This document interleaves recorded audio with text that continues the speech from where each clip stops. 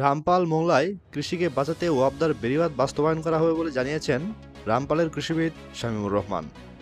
বিস্তারিত জানাচ্ছিলেন হারুন শেখ বাগেরহাট থেকে। অভিযান নিউজ টিভির সাথে আছি আমি তৌফিক হাসান।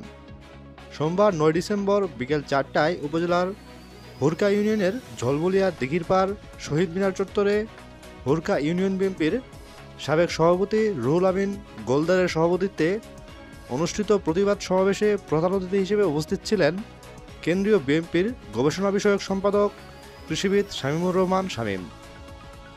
তিনি তার বক্তব্যে বলেন, একটি কল্যাণমূলক রাষ্ট্র গঠনের জন্য নেতা তারেক রহমানের ৩১ দফা বাস্তবায়ন, মোংলা বন্দরকে সচল, ইপিজেডকে আরও গতিশীল করা হবে। এ এলাকার ফসল রক্ষায় ওয়াপদার বেড়িবাঁধ বাস্তবায়ন করা হবে এবং সুন্দরবনকে বাঁচানোর জন্য প্রয়োজনীয় পদক্ষেপ গ্রহণ করতে হবে। উক্ত অনুষ্ঠানে আরও উপস্থিত ছিলেন বিভিন্ন ইউনিয়ন থেকে আসা বিপুল সংখ্যক নেতাকর্মীগণ।